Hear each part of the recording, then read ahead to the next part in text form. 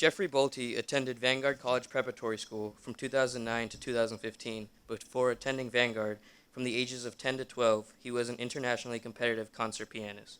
When Jeffrey arrived at Vanguard, he became involved in basketball, tennis, track, cross country, golf, baseball, mock trial, and speech and debate. He attended SMU's Cox School of Business from 2015 to 2019 as a BBA scholar, meaning he received a greater than 60% scholarship and was one of 100 students to be auto-admitted into the Cox School of Business out of high school. Jeffrey was interned in investment banking at New Century Capital Partners, commercial banking at Texas Capital Bank, and public accounting at Deloitte, but is currently attending SMU as a post-baccalaureate student to finish his prerequisites for medical school. He hopes to attend medical school in the fall of 2022 and aspires to be a practicing endocrinologist, combining the fields of nutrition and genetics to best serve his patients. Please help me welcome Jeffery Bolte.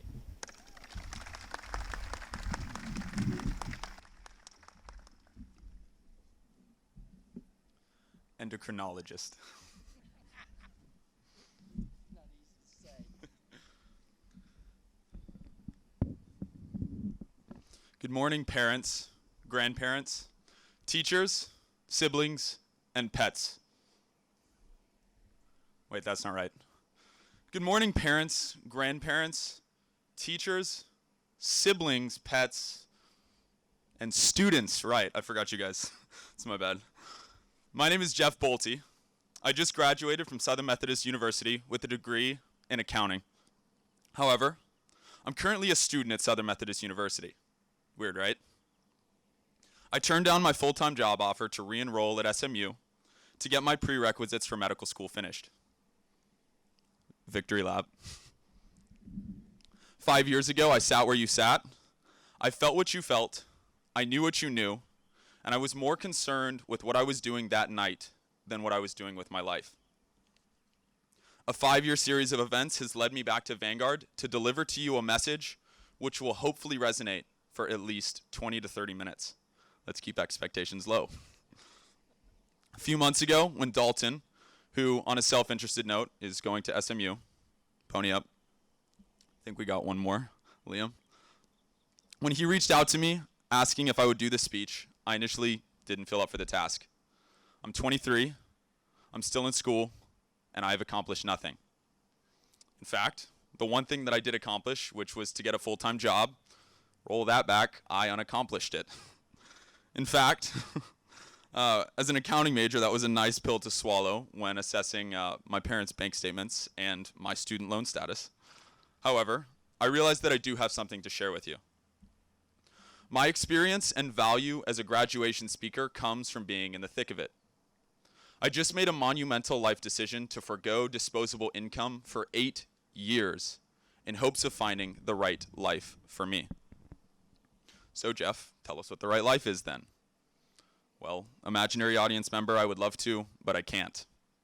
That's because only you can tell yourself what the right life is. Only you has the power to live your life, and so only you has the responsibility to define what the right life is. So speech over then, I guess, right? No. So what I'm here to do today is hopefully help you ask and answer that question for yourself.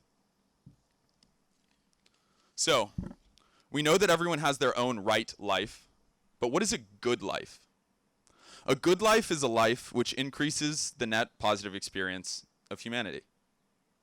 Some might call this net positive experience thing happiness. A good life is a life which contributes more happiness than suffering.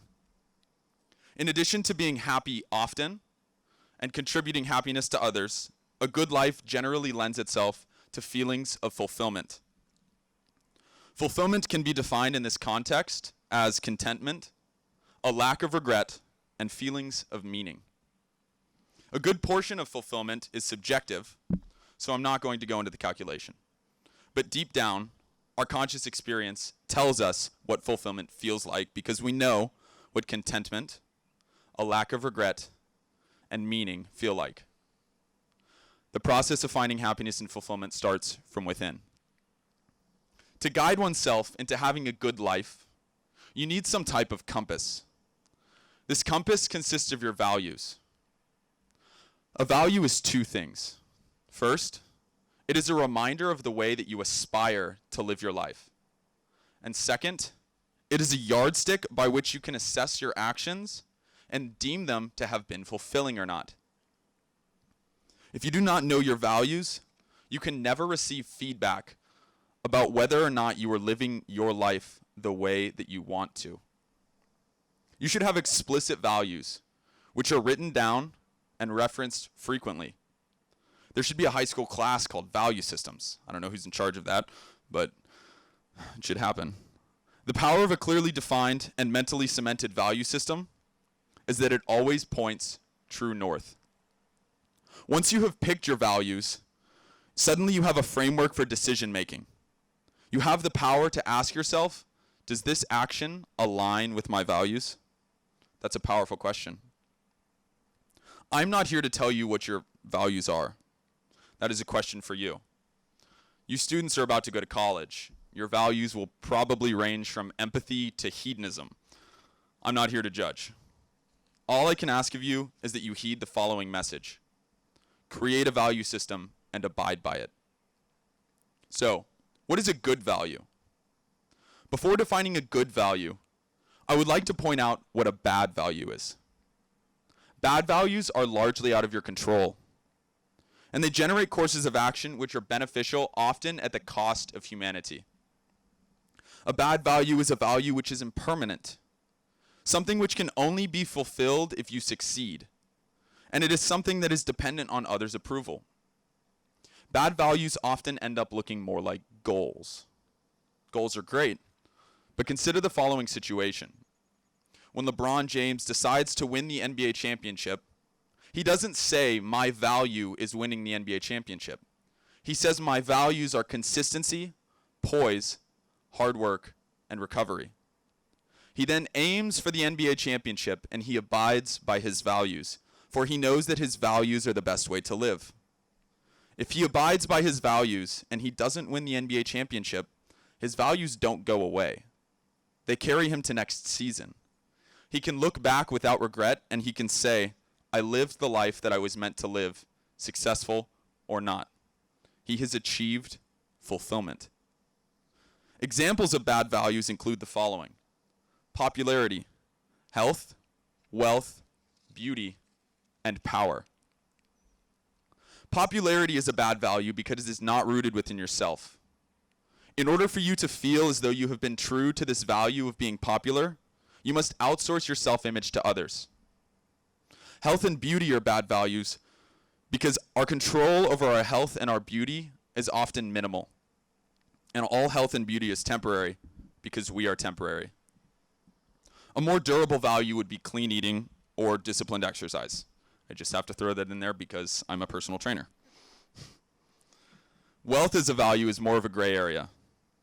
Wealth is undoubtedly better than poverty, and wealth can obviously be used to increase the happiness of yourself and others. However, if you use your wealth as a yardstick by which you assess your actions, then you will never be satisfied. Power is similar to wealth as a value in that it can be used for good. But if a measure of your power is what determines how you feel about yourself, then you will always be unfulfilled. None of these observations are meant to point out that wealth, health, beauty, power, and popularity are not to be desired.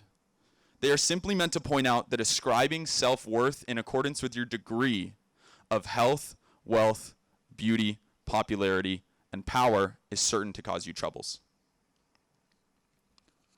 Good values can be illustrated as the following: curiosity, aesthetics, empathy, service, adventure, acceptance, and discipline. Just for the record, I used an Oxford comma. These are all under your control. They cannot be taken away from you, and they do not assume that you are an independent and self-serving entity. This means that they are values which will make you be more inclined to be collaborative and socially constructive. They will stay with you no matter which goals you achieve or don't achieve. They are good for humanity and those around you. People often succumb to acting in a manner which is not supported by their values.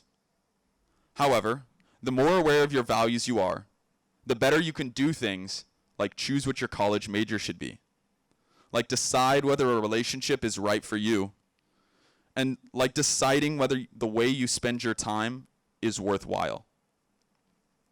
I implore you to begin thinking about your own personal values today. Write them down.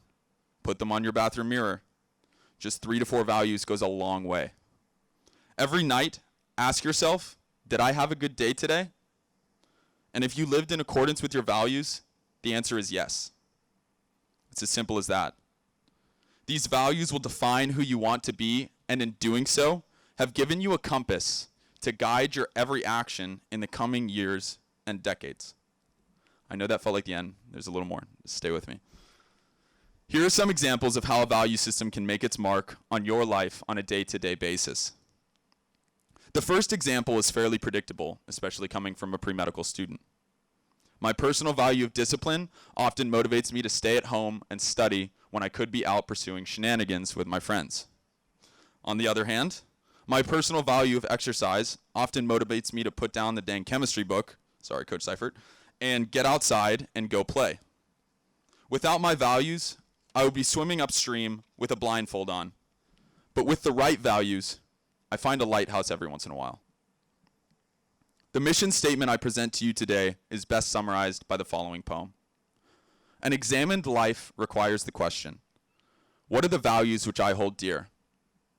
We set our sights on outcomes, but the process is the key. Discipline in all things, and freedom you will achieve. Release the past to best the future and to focus on the now. With no definition of what makes you a good person, you cannot answer the question of how. So go forth, find your values, and abide by them. Live for them every day and never forget them. I wish you all a brighter tomorrow. It has been a pleasure speaking.